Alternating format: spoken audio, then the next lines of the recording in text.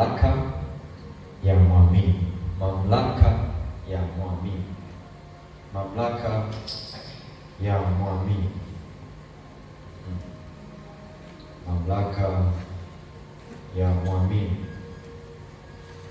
Somo uzuri na baraka sana kwa kila mmoja ambaye anatamani kutembea katika uhuru wa kudumu. Amen. Yeah.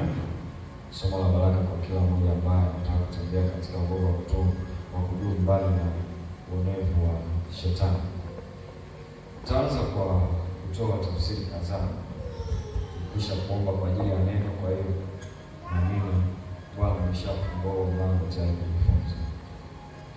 Kama tufungue kile kitabu cha Mathayo sura ya 8 na ule mstari wa 9. Mathayo sura ya 8 na mstari wa 9. Maandiko yanasema, kwa maana mimi nami ni mtu aliyewekwa chini ya mamlaka, mwenye askari chini yangu. Nikimwambia huyu nenda, wenda, na huyu njoo, kuja. Mtumwa wangu fanya hivi, fanya. Tunapozungumza kwa habari ya mamlaka, maana yake ya kwanza, maana ya mamlaka, kwa sababu kuna mamlaka aina mbili, mamlaka ya mbinguni, lakini mamlaka ya duniani. So mamlaka ni nguvu inayofanya kazi kwa sheria ya ndio au hapana. Mamlaka ni nguvu inayofanya kazi kwa sheria ya ndio au hapana.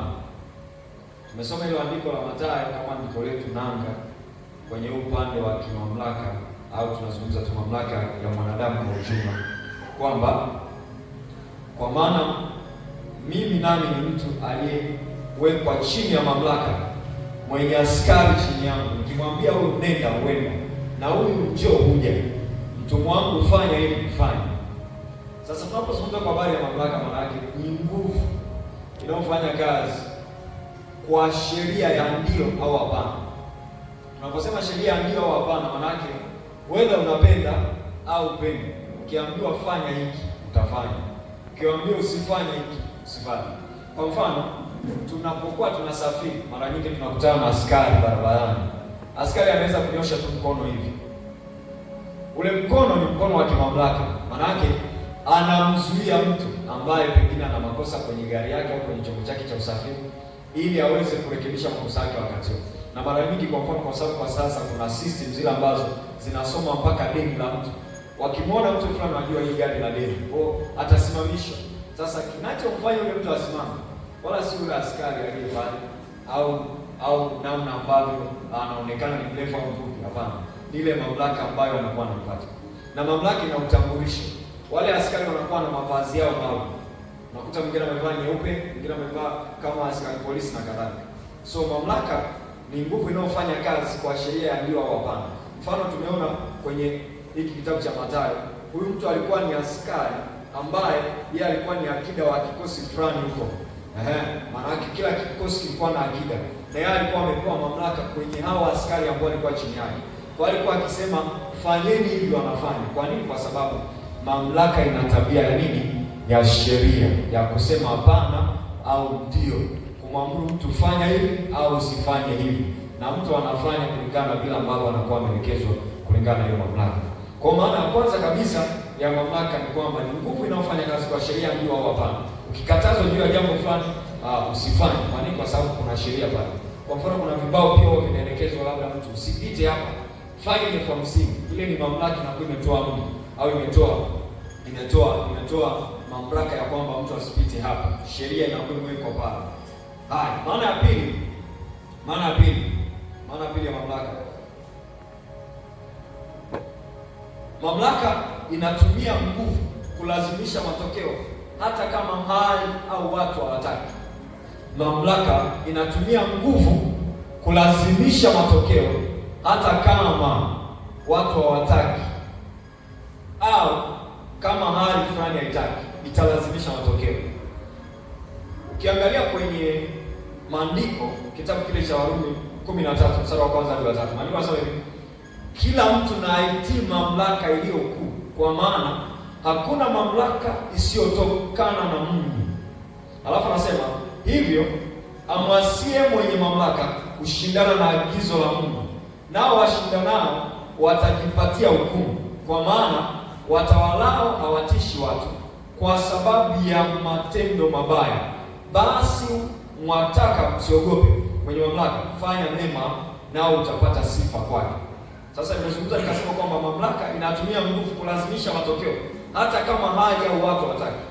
Kuna vitu ambavyo ukiangalia, kwa mfano kipindi cha utawala wa rais wetu Magufuli, kipindi hicho kulikuwa na ujenzi wa barabara, upanuzi wa barabara kwenye miji mbalimbali. Mojawapo ilikuwa ni Dar es Salaam. Mamlaka ilitoa sauti kwamba tunatengeneza barabara. Wakati huo aidha una nyumba nzuri au nyumba ya kawaida, kama huko barabarani utaondolewa. Kwa nini? Kwa sababu walikuwa na mamlaka ya kiserikali ambayo inaamuru kulazimisha matokeo ya ujenzi wa barabara. Sasa tunapozungumza kwa habari ya mamlaka, uweza mtu atakuwa anataka au anakuwa hataki, atafanya sawa sawa na ambavyo mamlaka imefanyaje, imeagiza. Kwa hiyo tunaona wakati wa barabara zilitengenezwa na watu walipewa of course fedha zao ambazo walikuwa wanahitaji kama compensation ya ubomoaji wa hizo nyumba, na wakawa wamepisha serikali kuendelea na ujenzi. Kwa hiyo hiyo nayo ni aina fulani ya mamlaka, na hii mamlaka ambayo naizungumzia kwa sasa ni mamlaka ya hapa duniani, mamlaka za hapa duniani. Sasa mamlaka ikisema ndio, kila mtu anapaswa kukubaliana nayo, lakini pia mamlaka ikisema hapana, kila mtu anapaswa kukubaliana nayo. Weza anapenda wapende au yuko tayari au akiwa hayuko tayari, lazima kuenda hicho kitu. Sasa mamlaka kanuni yake kubwa ni kwamba italazimisha kufanya vitu ambavyo yenyewe inataka. Inalazimisha kufanya vitu ambavyo yenyewe inataka. Maana yake kila penye mamlaka pana sheria inayofanya kazi nyuma ya hiyo mamlaka. Hakuna mamlaka isiyo na sheria. Sasa hata ufalme wa mbinguni ambao una mamlaka ya kimbingu una sheria yake. Una sheria yake. Amen. Hata ufalme wa mbinguni ambao unaongozwa na mamlaka ya kimbingu una nini? Una sheria yake. Yes. Una sheria yake. Kwa hiyo kila mamlaka, weza ni mamlaka ya mbinguni au mamlaka ya duniani, ina sheria ambayo inakuwa inaendesha hiyo mamlaka. Sasa tutaangalia mamlaka ya Mungu kwa ufupi, and then tutaendelea sasa kutokea hapo tuone hii mamlaka ya Mungu inafanyaje kazi mpaka kuhamia kwenye mamlaka ya mwanadamu. Haya, mamlaka ya Mungu. Mamlaka ya Mungu ni sheria yenye nguvu halisi ya Mungu. Unaweza kumwekea leo na au ningependa kutetea moja. Okay. Sawa. Kwamba mamlaka ya Mungu ni sheria yenye nguvu halisi ya Mungu, kinyume na ufalme wa giza katika ulimwengu wa roho. Mamlaka ya Mungu ni sheria yenye nguvu halisi ya Mungu, kinyume na ufalme wa giza katika ulimwengu wa roho. Kwa hiyo tunapozungumza kwa habari ya mamlaka ya mbinguni, tunakuwa tunazungumzia ni sheria yenye nguvu rohoni. Ni sheria yenye nguvu rohoni halisi. Hiyo nguvu halisi ni nguvu halisi ya Mungu ambayo iko kinyume na ufalme wa giza katika ulimwengu wa roho. Sasa mamlaka ya Mungu ina nguvu kubwa zaidi ya mamlaka ya wanadamu pamoja na mamlaka ya giza. Hii mamlaka ya Mungu ina nguvu kubwa kuliko mamlaka za wanadamu na mamlaka za ufalme wa giza. Kwa hiyo hapa sasa, manake lengo kubwa la somo hili ni kuonyesha namna ambavyo wewe ulivyo na nguvu zidi ya falme, mamlaka wakuu wa giza na pepo wabaya wote. Sema ninazo nguvu kinyume na mamlaka za giza, kinyume na ufalme wa giza. Kwa hiyo mwenye nguvu zaidi ni yule ambaye amepokea hii mamlaka kutoka hapo, kutoka mbinguni. Kwa hiyo hii mamlaka ina sheria rohoni, ina sheria rohoni ambayo hii sheria inaiongoza au inaendesha ufalme wowote mwingine. Sawa, punguza kidogo. Ina sheria rohoni ambayo ina nguvu kuliko ufalme mwingine wowote. Ina nguvu kuliko ufalme mwingine wowote. Sasa sana Tuomba twende kwenye kitabu cha Efeso hapa. Efeso sura ya 3 mstari wa 8 na wa 10. Tuone hapo kidogo. Kwa hiyo nimesema kwamba hii mamlaka ni mamlaka ambayo ina sheria yenye nguvu halisi ya Mungu, kinyume na ufalme wa giza katika ulimwengu wa roho. Lakini hii mamlaka ya Mungu ina nguvu kubwa zaidi ya mamlaka za shetani na mamlaka zingine zozote. Sasa mamlaka ya Mungu inafanya kazi kupinga kinyume na ufalme wa giza tu katika ulimwengu wa roho. Inafanya kazi kupinga ufalme wa giza katika ulimwengu wa nini?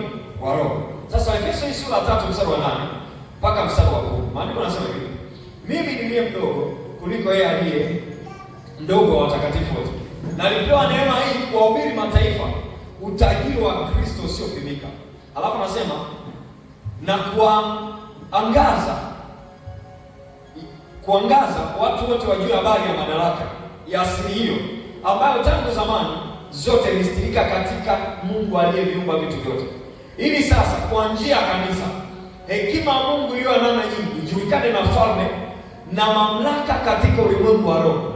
So ukitaka kuniambia mahali ambapo kuna mamlaka zinazofanya kazi kwa wepesi na kwa urahisi, ni kwenye ulimwengu wa roho.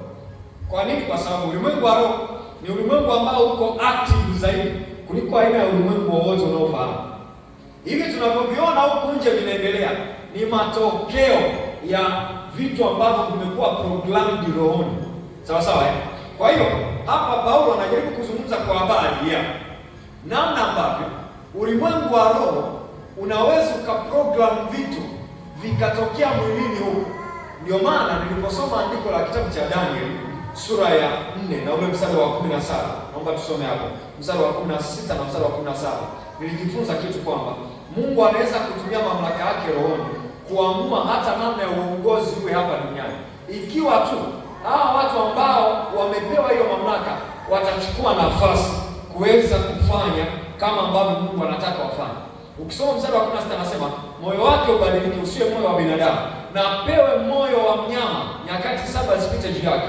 Hukumu hii imekuja kwa agizo la walinzi na amri hii, maanake mamlaka hii, kwa neno la watakatifu, kusudi walio hai wapate kujua kuwa aliye juu anatawala katika ufalme wa wanadamu, naye humpa mtakaye, tena umtawaza juu yake aliye mnyonge.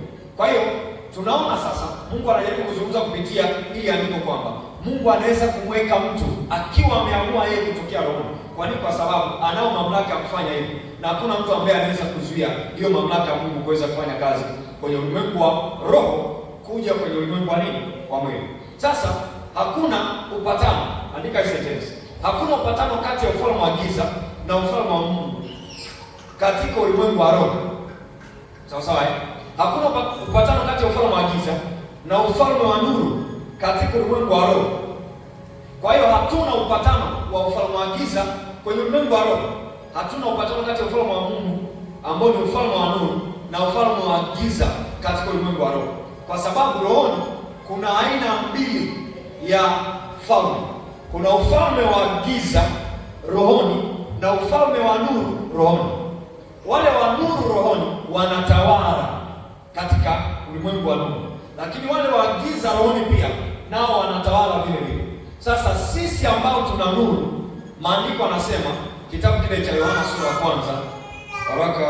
1, ni kitabu cha Yohana ndio waraka Yohana mtakatifu sura ile ya 1 na ule mstari wa 4 na 5, anasema hivi: ndani yake ndimo ulimo uzima, na ule uzima ulikuwa nuru ya watu.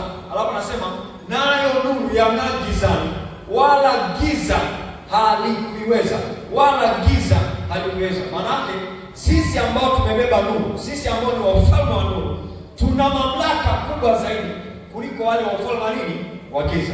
Sema maneno haya: nina mamlaka kubwa. Nina mamlaka kubwa. Sema tena kwa sauti: nina mamlaka kubwa kuliko ufalme wa giza. Kwa hiyo ufalme wa giza hauna mamlaka juu yako, hauna sauti juu yako, hauna mamlaka kinyume na maisha yako hayo ambayo unayaishi. Kwa hiyo wewe una sauti na una mamlaka na una nguvu kubwa kuliko ufalme wa giza. Kwa nini? Kwa sababu kitabu cha Korintho wa pili sura ya 6 mstari wa 14 na mstari wa 16 nimekwambia kwamba hakuna upatano. Na kwa nini hakuna upatano? Kwa sababu Yesu alimaliza huo ushirikiano kati ya giza na nuru kipindi hicho alipokufa pale msalabani. Kitabu cha Wakorintho wa pili sura ya 6 mstari wa 18 tunasema, Biblia inasema hivi, msifungiwe nila pamoja na wasio amini kwa jinsi sio sawasawa, kwa maana pana urafiki gani kati ya haki na uasi? Tena pana shirika gani kati ya nuru na giza? Tena pana ulinganifu gani kati ya Kristo na Beliali? Au yeye aaminie na ana sehemu gani pamoja naye asiamini? Hapo nasema tena pana mapatano gani kati ya hekalu la Mungu na sanamu? Kwa maana sisi tu hekalu la Mungu aliye hai, kama Mungu alivyosema kwamba nitakaa ndani yao na katikati yao nitatembea, nami nitakuwa Mungu wao nao watakuwa watu wangu. Kwa hiyo naona anatuonyesha kwamba hakuna ushirika kati ya giza na nuru. Hakuna mamlaka ambayo inaweza ikashirikiana kati ya mamlaka hiyo ya giza pamoja na mamlaka ya nuru. Na Bwana Yesu kwa mfano mzuri alituonyesha kwenye kitabu cha Mathayo sura ya 12. Akasema hivi, hakuna mapatano au hakuna ushirika kati ya mapepo au Beelzebuli na ufalme wa Mungu. Kwenye mstari ule wa 24 anasema, lakini Mafarisayo waliposikia walisema, huyu hatoi pepo ila kwa Beelzebuli, mkuu wa pepo. Basi Yesu akijua mawazo yao akawaambia, kila ufalme ukifitinika juu ya nafsi yake hufanyika ukiwa. Tena mji au nyumba yoyote ikifitinika juu ya nafsi yake haitasimama.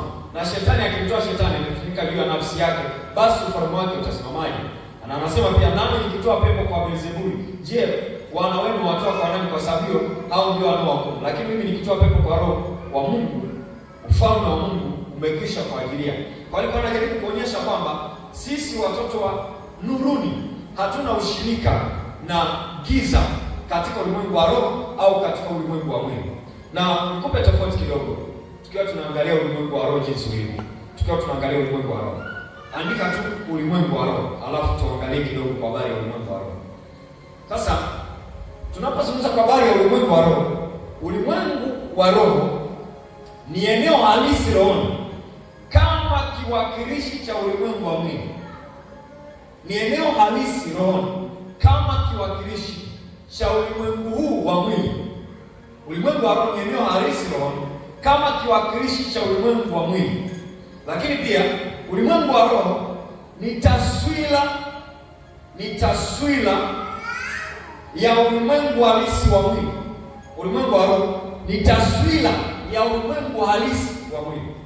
Utanielewa vizuri jinsi tunavyoendelea huko mbele, na utaona uhalisia wa hiki kitu ambacho nakwambia. Iko hivi, Mungu alipoanza kuumba ulimwengu huu, aliumba kutokea mazingira yasiyokuwa halisi katika macho ya damu na nyama. Kwa hiyo kwenye ulimwengu wa roho, dunia hii yote ilikuwepo. Yeye alichokuwa alikuwa anahamisha kutoka rohoni kuja wapi? Mwilini. Maana yake hata hii mtu tunayoiona kabla ya kuwepo hapa mwilini ilikuwepo rohoni. Maana yake rohoni kuna kila kitu ambacho nakiona. Sasa kwenye ulimwengu wa roho, kwa sababu ni halisi zaidi kuliko hata huko mwilini. Huko rohoni ni halisi zaidi kuliko huku mwilini. Ulimwengu wa roho ni halisi zaidi kuliko hata ulimwengu wa mwili. Kwa nini? Kwa sababu vitu vyote tunavyoviona huko nje vilitokea rohoni kabla vijawa halisi huko mwilini. Wakolosai sura ya 1 mstari wa 16. Maandiko yanasema hivi. Wakolosai sura ya 1 mstari wa 16. Anasema, kwa kuwa katika yeye vitu vyote viliumbwa, vilivyo mbinguni na vilivyo juu ya nchi, vinavyoonekana na visivyoonekana. Sasa ulimwengu huu wa mwili umetokana na ulimwengu usioonekana, ambao kwa picha halisi tunasema ni ulimwengu wa roho. Kwa hiyo vivyo hivyo pia kwenye utendaji wa kimamlaka, utendaji wa hii mamlaka ya Mungu juu ya maisha yetu, mamlaka inafanya kazi kutokea rohoni kuja mwilini. Ina affect mazingira kutokea rohoni kuja wapi? Kuja mwilini. Ukiangalia pia Wakorintho wa pili sura hiyo ya 4 mstari wa 18 anasema hivi, tusiviangalie vitu vinavyoonekana bali visivyoonekana. Na hapa nilipause kidogo wakati ninafundishwa na Roho Mtakatifu kwamba ananiambia mimi niangalie vitu visivyofanyaje, visivyoonekana. Kwa hiyo sasa hivi kwa mfano ninaona watu wachache mahali hapo, ila ananiambia niangalie wasiofanyaje, wasioonekana sasa hivi. Kwa nini? Kwa sababu anatoa sababu gani? Anasema hivi, vinavyoonekana ni vya muda tu, bali visivyoonekana ni vya milele. Maana yake uchache wetu ni wa muda tu, ila ule wingi ambao Mungu amekusudia utakuja, alafu utakuwa ni wa kudumu zaidi. Amen. Sio, unaelewa vizuri? Kwa hiyo kinachoonekana tayari katika ulimwengu wa mwili huwa kinakuja kujisubject ulimwengu ambao ni limited wa muda mfupi. Sasa ananiambia nisiviangalie vinavyoonekana. Kwa nini? Viko visivyoonekana. Sasa unaweza kujiuliza, vinavyoonekana ni vipi na visivyoonekana ni vipi? Maana taswira ya kundi kubwa la watu halianzi tukishawaona tayari hapa wamejaa. Hapana. Linaanza tukiwa tumeshaona tayari rohoni, tukiwa wengi, tukiwa viti vimejaa hapa. Amen. Kwa nini? Kwa sababu rohoni ni halisi zaidi kuliko mwilini. Kwa hiyo rohoni tayari viti vimeshajaa. Amen. Kwenye ulimwengu wa roho tayari tuko wengi hapa. Amen. Kwenye ulimwengu wa roho tuna waimbaji wengi. Kwenye ulimwengu wa roho tunampiga drum, tunampiga kinanda, tunampiga gitaa kwenye ulimwengu wa roho. Kwa nini? Kwa sababu ulimwengu wa roho ni halisi zaidi kuliko ulimwengu wa mwili. Kwa hiyo anatuambia tusiangalie ulimwengu wa macho na damu na nyama, bali tuangalie visivyoonekana. Sasa nimeandika nikasema hivi, ulimwengu wa roho una nguvu zaidi ya ulimwengu wa mwili, kwa sababu ulimwengu wa mwili unaitikia kile ulimwengu wa roho unataka kitokee. Ulimwengu wa roho una nguvu zaidi kwa sababu moja, ulimwengu wa mwili unaitikia kile ulimwengu wa roho unataka kitokee. Kwa mfano, tukisema tunaamuru hali ya hewa ibadilike, mvua inyeshe, mvua itanyesha. Na hili hata usishangie. Kwa nini? Kwa sababu wachawi huwa wana uwezo wa kutengeneza mvua. Mvua ya kufanyaje? Ya kutengeneza. Si unaelewa? Na wanaweza kutengeneza mvua ikanyesha. Nilikuwa namsikiliza mtumishi mmoja wa Mungu. Yeye huwa ana base kwenye kuchekesha kupitia neno la Mungu. Na anafurahisha of course na anafundisha pia.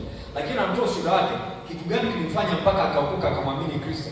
Siku moja alikuwa akicheza mpira uwanjani. Alafu kukaa kuna mwinjilisti anahubiri neno mahali pale. Ghafla wingu likaja kubwa. Alafu yule mwinjilisti akashika maiki akaanza kuomba akasema hivi, Mungu, najua mvua ni ya kwako na ni mapenzi yako inyeshe. Lakini neno lako pia ni la muhimu na nataka mimi nihubiri. Kwa hiyo mvua isuilie kuanzia sasa mpaka atakapomaliza kuhubiri Injili. Yule mtu akawa ameongea hayo maneno machache, akaendelea kuhubiri Injili. Of course, yule mtu akubwa anashuhudia anasema mvua ilikata muda huo, haikuendelea kunyesha na ile wingu lilipotea kwa muda. Akahubiri zaidi ya dakika 45. Alafu alipomaliza akawaambia wale vijana kwamba sasa mvua itaanza kunyesha muda huu. Ondokeni mkajifiche huko mbali. Mwende nyumbani.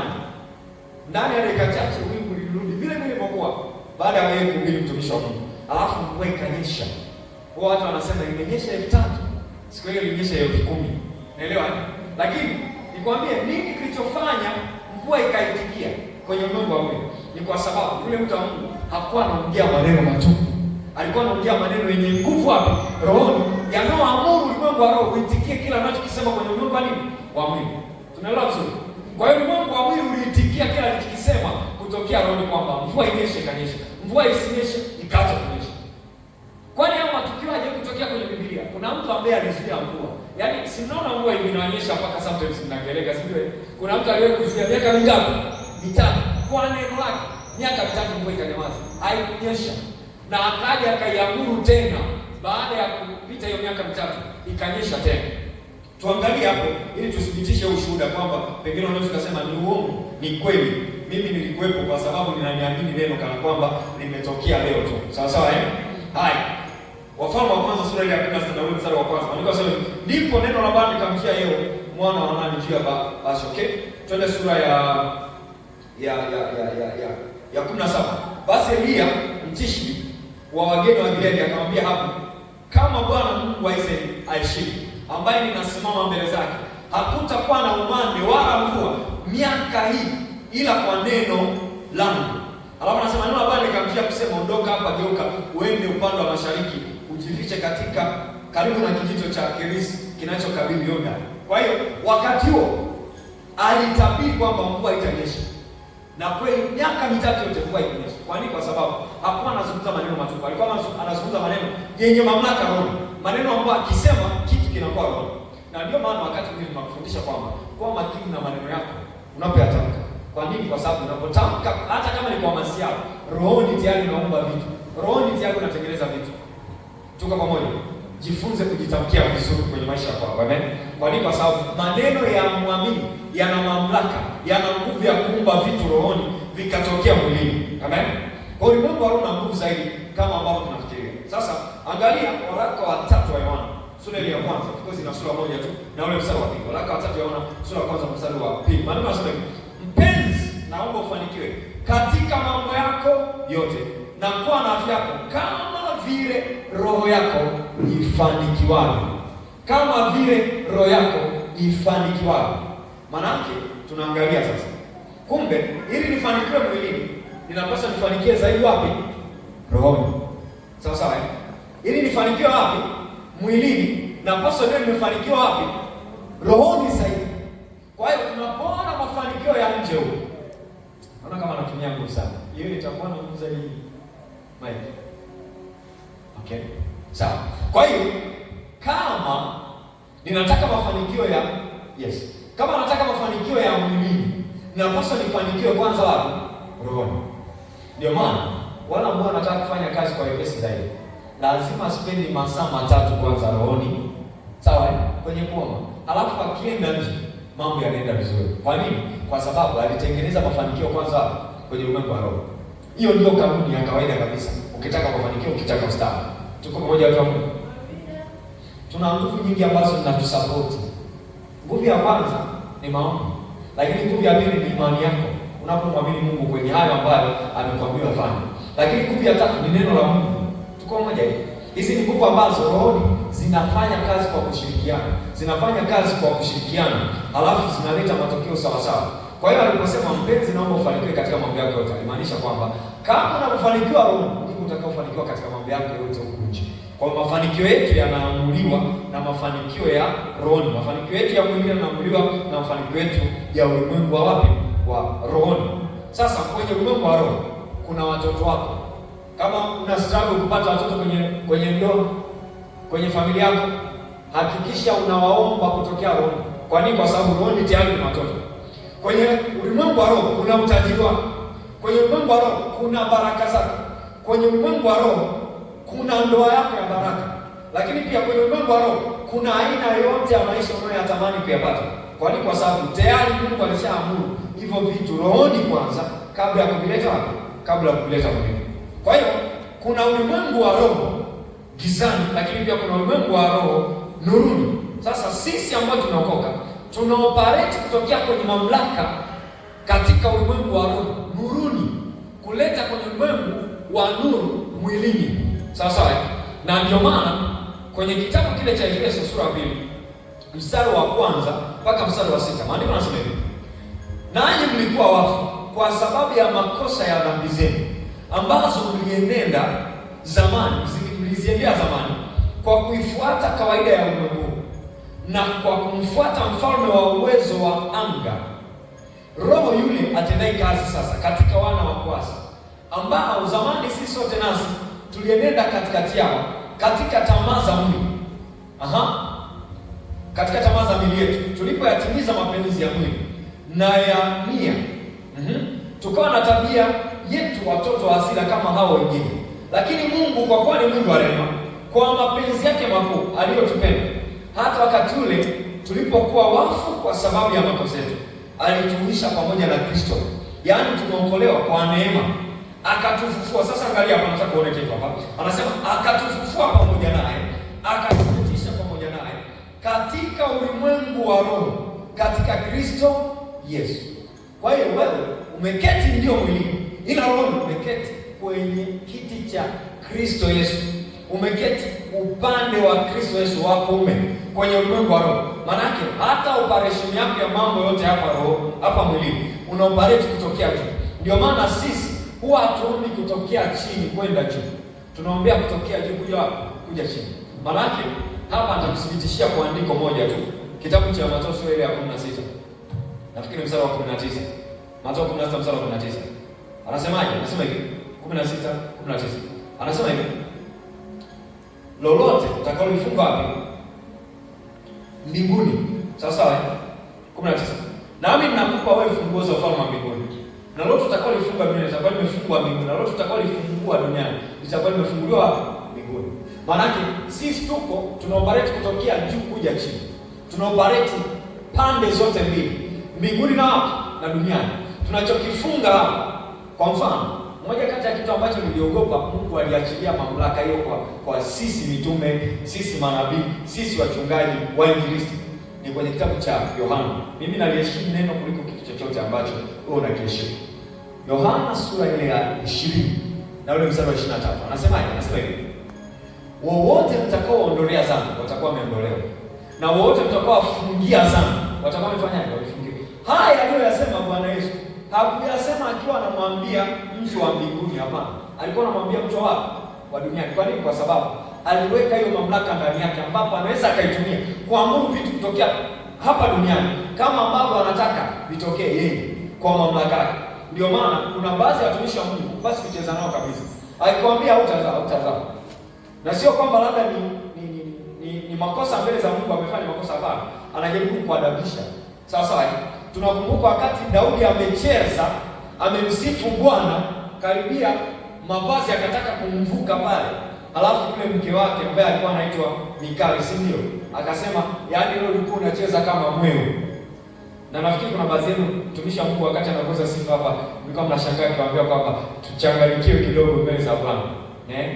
Sasa yule alipomwambia kwamba alikuwa kama mwewe, akasema hiyo ni kawaida mbele za Bwana. Yaani ni kawaida mimi kumchezea nani? Kumchezea Mungu, kwa sababu sina mahali pengine ambapo naweza nikajifurahisha isipokuwa kwa nani? Kwa Bwana, si ndio? Sasa alipomwambia vile, akamwambia kwamba hutazaa. Mpaka anakufa Mikali alikuwa na mtoto. Kwa nini? Kwa sababu yule mtu alikuwa na mamlaka.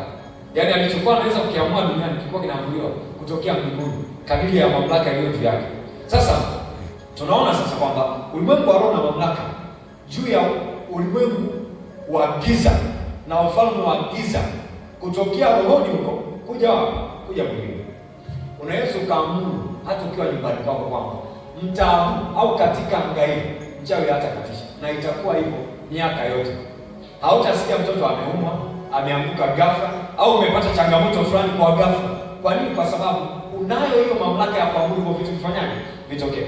Sasa angalia kwenye kitabu cha Efeso sura 6 mstari wa 12. Anasema hivi: kwa maana kushindana kwetu sisi si juu ya damu na nyama, bali ni juu ya falme na mamlaka, juu ya wakuu wa giza hili, juu ya majeshi ya pepo wabaya katika ulimwengu wa roho. Sasa Yesu akiwa anatamka maneno haya, au mtume Paulo kwa uvuvio wa Roho Mtakatifu akiwa anatamka maneno haya, hakuwa anatamka kimakosa. Alikuwa anajua kwamba amekupa mamlaka wewe. Sema ninayo mamlaka. Sema ninayo mamlaka. Sasa hiyo mamlaka iliyoko ndani yako ni matokeo ya mamlaka uliyopewa.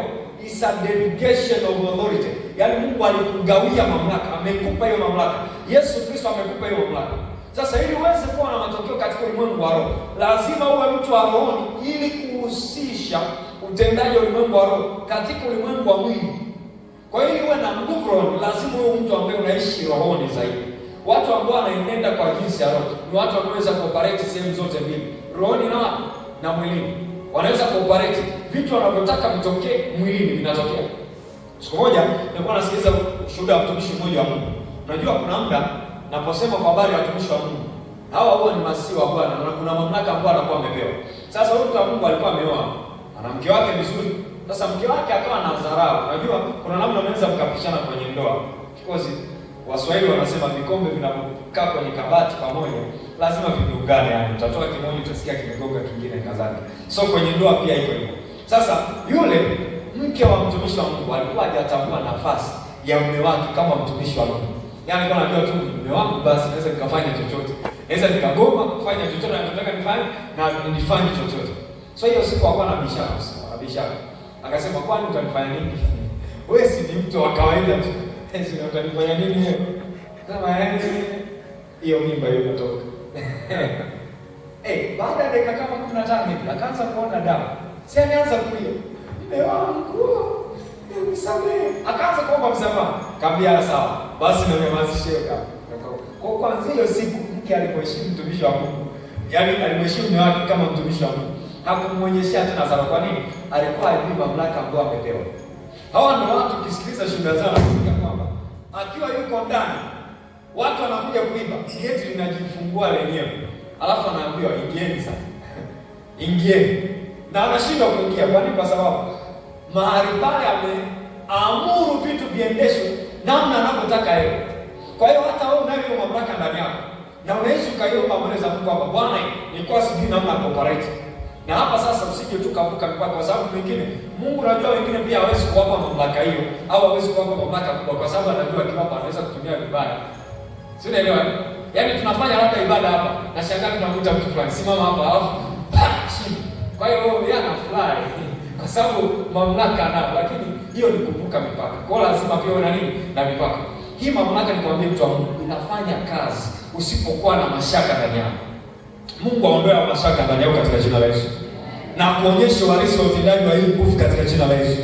Kwa hiyo ndani yako sasa, ili uwe hai au kuwa na nguvu rohoni, kwa Kiingereza hapa nimeandika active. Ili uwe active rohoni, lazima uwe mtu wa rohoni. Ndio maana maisha ya wokovu yanakuhitaji kuwa mtu wa rohoni sana. Hivi unajua kuna baadhi ya watu wanauliza, yaani wewe kila kitu unarohosha, kwanza kula mpaka maombi, kwanza safari mpaka maombi. Wewe ni mtu wa rohoni, lazima uishi hivyo. Kwa hiyo usijitoe kwenye hilo kundi la watu hapa wa rohoni. Sio ndio lazima? Tunafanya hivyo mara zote. Tuko pamoja watu wa Mungu. Tunafanya hivyo mara zote. Umeona vizuri? Yaani uwe huko shamba, anza na prayer kwanza. Uwe huko unaenda kazini kwenye biashara, anza na maombi kwanza. Sio ndio vizuri? Tumeanza na ibada hapa ya maombi kwanza. Sio ndio vizuri? Kwa nini? Kwa sababu sisi tunaendesha mambo yetu ya huko mwilini kutokea roho. Na hivi sasa tuwe na nguvu kwenye ulimwengu wa mwili, lazima tuwe active roho. Nguvu zetu zinatokea roho. Sasa angalia Warumi sura ya 8. Tunasoma mistari kadhaa. Tunasoma mstari wa 4 hadi wa 6, alafu mstari wa 9 na wa 10, na tutasoma mstari wa 18. Tutaisoma yote kwa pamoja. Mstari wa 4 mpaka wa 6, lakini mstari wa 9 mpaka wa 10 na mstari wa 18. Maana nasema hivi: ili maagizo ya Torati yatimizwe ndani yetu sisi, tusioenenda kwa kufuata mambo ya mwili, bali mambo ya roho. Kwa maana wale wafuatao mwili huyafikiri mambo ya mwili, bali wale waifuatao roho huyafikiri mambo ya roho. Kwa maana nia ya mwili ni mauti, bali nia ya roho ni uzima na amani. Alafu angalia mstari wa 9 hadi mstari wa 10, anasema lakini ikiwa roho wa Mungu anakaa ndani yenu, ninyi hamfuati mwili, bali mnafuata roho. Kwa hiyo jisubmiti kwa Roho Mtakatifu akuendeshe Roho Mtakatifu. Amen. Yaani jikabidhi kwa Roho Mtakatifu ili yeye akuendeshe wewe. Kwa nini? Kwa sababu hautaweza kuyakamata mawimbi ya roho kama utakuwa mwilini. Ndio maana tunapishana na vitu vingi sana. Kwa nini? Kwa sababu tunakuwa tusikilize rohoni zaidi. Tuko pamoja? So anaendelea na sema hivi: kwa sababu hamfuati mambo ya mwili, sawa, bali mwifuate roho. Lakini mtu awaye yote asipokuwa na roho ya Kristo, huyo si wake. Alafu 10 mpaka 14 bado nasema hivi: na Kristo akiwa ndani yenu, mwili wenu umekufa kwa sababu ya dhambi, bali wewe ni hai kwa sababu ya haki. 14 kwa kuwa wote wanaoongozwa na Roho, hao ndio wana wa Mungu. Wanaongozwa na Roho, hao ndio wana wa nani? Wa Mungu. Sasa toka kuwa mwanadamu wa kawaida, anza kuishi kama mwana wa Mungu anayeongozwa na Roho, ili uoperate kwenye mamlaka ya Kristo ambayo ameshakukabidhi tayari. Sasa angalia, hatuna matokeo makubwa kwa sababu tunaishi maisha ya mwilini kwenda rohoni, badala ya kuishi rohoni kuja wapi? Kuja mwilini. Wakati mwingine hatuna matokeo makubwa zaidi kwa sababu tunaishi maisha ya mwilini kwenda rohoni, lakini hatuishi maisha ya rohoni kuja wapi? Kuja mwilini. Hivi unajua unaweza ukaprogram kwamba leo upate wateja wangapi na upate pesa kiasi gani? Tunaelewa vizuri? Unaweza ukaambiwa huduma leo iende vipi, si ndio? Unaweza kutokea wapi? Kutokea roho.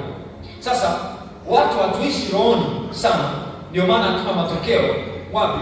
Mwilini. Kwa nini tunaishi maisha ya mwilini kwenda rohoni badala ya kuishi maisha ya rohoni kuja mwilini? Mtu anayekwambia yaani na ukiro wako umezidi sana, huyo anataka ukufe. Kwa nini? Kwa sababu anataka ufuate mambo ya mwili ili upotee, ili uangamie, ili ufe, uache kuishi sawa sana ambavyo Mungu anataka uishi. Kwa hiyo tunapaswa kufanya nini sasa? Tunapaswa kutoka mwilini tuanze kuishi roho, ili tutembee na hii mamlaka ambayo ina nguvu zaidi, ambayo inaweza kuendesha mifumo, inaweza kuendesha taratibu na kila kitu. Usikilize vizuri. Wakati fulani nchi fulani ikiwa inapitia hayo mambo ya misuko kwenye masuala ya uchaguzi, watu walihama kutokea rohoni wakahamia wapi? Mwilini. Hata watumishi wakubwa wa Mungu walihama kutoka rohoni wakahamia mwilini. Yaani vita vyetu tunajua vinapiganiwa wapi? Hatupigani mwilini. Ndio maana ni rahisi mtu wa Mungu akamwambia, wewe msifu Mungu tu leo. Haina haja hata kuomba. Kwa nini? Kwa sababu anaona sifa ndio ushindi wako hiyo siku. Kwani ilikuwaje kwa Yehoshafati? Mfalme Ayubu aliwaambia tanguliza sifa na kuabudu. Hebu imagine watu wanaenda kupigana tena kwa bunduki na mitutu. Wanaenda kupigana kwa mishale na mapanga. Alafu yeye anaambiwa tanguliza sifa. Maana yake hiyo ndio ilikuwa namna yake siku hiyo ya kupigana. Kwa nini? Kwa sababu hatuenendi kwa jinsi ya mwili, tunaenda kwa jinsi ya roho. Kwa hiyo tunapohama kutokea roho kuja mwilini, tunahamia kwenye ground ya kupigwa na sio kushinda tena. Sasa kwa hiyo walihama, baada ya kukaa rohoni wakahamia mwilini, wakaanza kurusha maneno, wakaanza kupigana vita kwa jinsi ya nini? Ya mwili. At least tu watu fulani wao walijitahidi kufunga na kuomba, na hayo madhara ambayo pengine yalijitokeza yalikuwa ni asilimia kidogo tu ya ambayo yangekuwa makubwa kama watu fulani wasingesimama katika nafasi zao kuomba. Kwa hiyo baki rohoni unapoona vita mbele yako. Baki rohoni unapoona kitu kiko mbele yako ambacho hakiko sawa. Kwa nini? Kwa sababu mamlaka inazaliwa kutokea rohoni, sio mwilini. Tunazalisha nguvu kubwa kutokea rohoni, sio mwilini. Na ikizalishwa nguvu kubwa rohoni, ndio ambayo inaweza kusababisha matokeo makubwa mwilini. Amen. Kwa hiyo unapohama huko, umehamisha ulimwengu wako wa ushindi. Umeuhamisha kwenye kushinda, bali umekuja kwenye kupigwa au kushindwa kabisa. Kwa hiyo mamlaka ya mwamini ni nguvu ambayo mwanadamu alipewa baada tu ya kumwamini Kristo. Hii mamlaka inamsaidia kushinda hapa duniani dhidi ya mipango ya giza yote. Tunaposema mamlaka ya mwamini, maana yake ni nguvu aliyopewa mwanadamu ndani ya Kristo ambayo inamsaidia kushinda vita dhidi ya ulimwengu wa giza hapa duniani. Sasa sio kila kitu kutoka gizani Mungu atakuja kukusaidia. Iko hivyo. Ninasomaga vitabu vya watumishi wa Mungu wengi wanaona mifano ambapo wakiwa wanaelezea mazingira fulani ambayo walikuwa wanajaribu kupitisha na roho wa Bwana. Kwa hiyo sio kila kitu kutoka gizani Mungu atakuja kukusaidia kukipinga. Bali kuna mambo mengine wewe mwenyewe utahusika kuyapinga, kwa sababu wewe umepewa mamlaka ya kukemea na kuondoa kwenye maisha yako hivyo vitu. Kwa mfano, kama ni umaskini uko kwenye familia, umepewa nafasi ya kukemea umaskini na kuchukua hatua kuondoa nini? Umaskini. Sawa sawa. Utakuja kanisani hapo, utaomba, utakemea umaskini, alafu kitoka hapo ndio unafanya biashara sasa. Nguvu uliyoizalisha roho ndio ambayo inaweza kukupa matokeo kwenye biashara ambazo unaanza kufanya. Ndio ambayo inaweza kukupa matokeo kwenye kazi ambazo unaenda kuzifanya. Baada ya kuomba kwanza roho. Tuko moja. Na kanuni iko hivi, hatuanzi mwilini alafu tunakuja roho. Tunaanzia roho alafu tunakuja wapi? Mwilini. Tuko moja. Tunaanzia roho kwanza ndio tunakuja mwilini. Kwa hiyo kuna vitu ambavyo Mungu amekuachia wewe. Amekuachia wewe. Sasa sasa angalia Yakobo 4:7. Anasema basi mtiini Mungu. Hakusema niachieni shetani mpinga. Alisema mpingeni. Sema naanza kumpinga kuanzia leo katika jina la Yesu. Kwa nini? Kwa sababu una mamlaka ndani yako. Iko mamlaka ndani yako. Kwa anasema mtiini Mungu, mpingeni shetani. Hakusema niachieni nimpinge. Mpingeni ninyi shetani. Naye atafanyaje? Atawakimbia. Hakusema naye atanikimbia. Alisema naye atawakimbia ninyi baada ya kumpinga. Kwa nini? Nayo mamlaka ya kumpinga mpaka akimbie. So, kuna vitu wakati mwingine pia sio kila tatizo linapokuja kwenye maisha yako lazima upige simu kwa mchungaji. Ndio maana tunakufundisha mamlaka ya mwamini ili wewe mwenyewe pia, kwa sababu ni mwamini. Unajua mwamini sio mchungaji peke yake. Mwamini ni pamoja na wewe ambaye umeokoka, umempokea Yesu. Sasa unaweza kuomba wewe kama wewe pia kwenye hizo changamoto. Sio kila tatizo lazima umuite mchungaji. Petro wa kwanza 5:8-9. Petro wa kwanza sura 5:8-9. Anasema mwe na kiasi na mkesha, kwa kuwa mshtakiweni ibilisi kama simba ngurumani kuzunguka akitafuta mtu ameze. Alafu anasema nanyi mpingeni huyo mkiwa thabiti katika imani, mkijua kuwa mateso yale yanatimizwa kwa ndugu zenu walioko duniani. Kwa hiyo sasa Mungu anasema hivi, mpingeni mkiwa na imani thabiti ni ulimwengu. Maana yake ni imani ndio inayozalisha nguvu ndani yako ya kuwa active, hasa unapoamuru hiyo mamlaka kwanza kufanya kazi. Usipokuwa na imani, unaweza kuwa unakemea vitu visiondoke, kwa sababu hakuna imani ndani yako. Ndio maana kuna mfano mmoja huwa naupenda wa Bwana Yesu, ambapo alitoa somo pia kwa hao wanafunzi. Nafikiri ni Mathayo sura ya 17 pale. Kuna mtu alikuwa analetwa aombewe akemee pepo. Alafu pepo akawa anatoka. Wanafunzi wake walishindwa kumtoa yule pepo. Walipompeleka kwa Bwana Yesu akamwambia, ni kwa sababu ya upungufu wa nini? Wa imani yenu. Imani na kufanya mamlaka yako iongezeke. Imani inafanya mamlaka ndani yako wewe kama mtu ambaye umeokoka iongezeke hiyo mamlaka ndani yako. Sasa tunapataje mamlaka ya Kristo? Jambo la kwanza kabisa, tunapata mamlaka baada tu ya kumpokea Kristo. Tunapata mamlaka baada ya kumpokea Kristo. Kwa siku ambayo uliokoka ndio siku ambayo ulipewa hiyo mamlaka juu yako. Ulipewa mamlaka ndani yako. Sasa angalia Wakorintho wa pili sura ile ya 10 mstari wa 8 hadi 9. Wakorintho wa pili sura ya 10 mstari wa 8 hadi 9. Anasema maana nijapojisifu zaidi kidogo kwa ajili ya mamlaka yetu tuliopewa na Bwana, tupate kuwajenga wala si kuangusha. Sitatahayarika nisije nikaonekana kana kwamba nataka kuogofya kwa nyaraka zangu. Sasa Mtume Paulo alikuwa ni mtu anayetembea na mamlaka, na kuhubiri kwake na kuomba kwake alikuwa akiombea watu, alikuwa akihubiri kwa sababu ya mamlaka iliyokuwa ndani yake. Angalia Wakorintho wa kwanza sura ya 2 mstari wa 4. Anasemaje? Na neno langu na kuhubiri kwangu hakukuwa kwa maneno ya hekima yenye kushawishi akili za watu, bali kwa dalili za Roho na nguvu. Kwa hiyo hata alipokuwa akihubiri alikuwa anahubiri maneno yenye nguvu. Ndio maana Yesu katika kuhubiri kwake akiwa anahubiri, pepo zilikuwa zinalipuka, watu wanaanza kuanguka, mapepo yanalipuka, wanaanza kugaragara. Kwa nini? Kwa sababu hakuwa anahubiri maneno matupu, bali alikuwa anahubiri maneno yenye nini? Yenye nguvu. Kuanzia leo utaanza kuhubiri kwenye maneno yenye nguvu katika jina la Yesu. Utaanza kuhubiri kwa maneno yenye nguvu katika jina la Yesu. Kuanzia leo maneno yako yanakuwa na nguvu zaidi katika jina la Yesu. Kwa hiyo tunamwona Paulo anasema mimi sikuwa nahubiri kwa maneno matupu, bali kila neno lilotoka kwenye kinywa changu lilikuwa na nguvu. Kwa nini? Kwa sababu alikuwa amepewa hiyo mamlaka kwa ajili ya mamlaka yetu tuliyopewa na Bwana tupate kuwajenga wala si kuwaangusha. Kwa nini? Kwa sababu Yesu yeye mwenyewe ni mamlaka, ni nguvu, lakini pia ni hekima ya Kristo. Ni nguvu na ni hekima nani? Ya Kristo. Wakorintho wa kwanza sura ya kwanza mstari wa 24 anasema bali kwa waitao Wayahudi na Wayunani ni Kristo nguvu ya Mungu na hekima ya Mungu. Kwa hiyo Kristo akiwa ndani yako, yeye ndiye utambulisho wa hiyo nguvu. Yesu akiwa ndani yako, yeye ndiye utambulisho wa hiyo nguvu. Kwa hiyo kuwa na Yesu tu ni dalili tosha kwamba unayo nini? Mamlaka. Sema ninayo mamlaka. Sema tena ninayo mamlaka. Kwa hiyo kuwa na Kristo ni utambulisho tosha kwamba ndani yako umepewa hiyo mamlaka. Sasa baada ya kuokoka, mtu anapokea mamlaka. Na kuna jambo ambalo unapaswa kulifahamu kwamba ufalme wa Mungu, unapoona mahali kokote kwenye ufalme, ujue tayari kuna mamlaka. Mahali kokote tunapoona kuna ufalme, yaani kuna neno limesema ufalme, ujue kuna mamlaka. Hakuna ufalme usiokuwa na nguvu. Na mamlaka inaongozwa na nguvu. Mamlaka inaongozwa na nguvu. Kwa hiyo ufalme wa Mungu ni ufalme unaoongozwa kwa sheria au kwa mamlaka. Hivyo kila ufalme unaongozwa kwa mamlaka yenye nguvu. Kwa nini? Kwa sababu ufalme wowote hauwezi kuwa na nguvu na ukaitwa ufalme. Lazima uwe na nguvu ndipo uitwe ufalme. Angalia Yohana sura ile ya 3, nakuonyesha namna ambavyo ulipokea mamlaka. Yohana sura ile ya 3. Yohana Takatifu sura ya 3 mstari wa 3, alafu tutasoma mstari wa 5 na 6. Anasema hivi, Yesu akajibu akamwambia, amini amini nakwambia, mtu asipozaliwa mara ya pili hawezi kuona ufalme wa Mungu. Na hii neno kuona ufalme wa Mungu hakuwa anamaanisha kwenda mbinguni tu.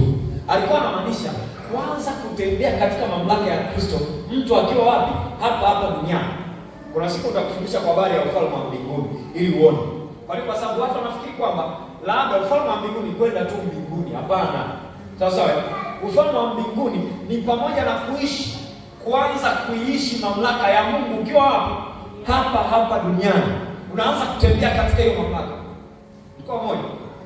Labda hujawahi kusikia shuhuda za watu. Sasa hivi kidogo shuhuda sio nyingi sana. Japo tunaona Mungu anatembea, na kwa watu ambao wametafuta uso wa Mungu anatembea nao, of course. Obviously. Ila kuna zile shuhuda za zamani. Ukisikia ambapo unasema inawaje? Watu wanakuja kushuhudia, wanasema tulikwenda kuroga kwa mchungaji, tulikuta bahari. Si unaelewa? Tulikuta moto unawaka, tukashindwa kuingia. Wanashuhudia. Kwa sababu yule mtu alikuwa anatembea katika mamlaka ya kawaida. So hata wewe pia, kwa sababu tu pekee uliko juu, ila utaamua kabisa kwamba unayo hiyo mamlaka na unatembea nayo ndani yako. Sema amen. Kwa hiyo tunaona hapa mamlaka hii ya Kristo tumepewa baada tu ya kuokoka. Na mtu anapookoka anaanza kuona ufalme wa Mungu, anaanza kutembea kwenye hiyo mamlaka. Mstari wa 5 na 6 anasema, Yesu akajibu, mimi nakwambia, mtu asipozaliwa kwa maji na kwa roho hawezi kuingia ufalme wa Mungu. Kilichozaliwa kwa mwili ni mwili, na kilichozaliwa kwa roho ni roho. So kama uko roho, maana yake unatembea kwenye mamlaka, lakini pia kama uko roho unatembea ni mamlaka ufalme wa Mungu.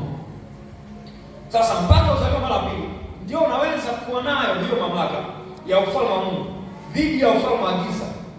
Ndio maana jichanganye. Nielewe vizuri hapo. Jichanganye. Kama una Yesu alafu kaenda kukemea mapepo, kitakacho kitatokea kama kilichotokea wana wa Sikemu. Nafikiri mnafahamu habari zao, si ndio? Walikuwa hajaokoka, walikuwa wana Yesu. Mtu asiyekuwa na Yesu hana mamlaka ya Kristo.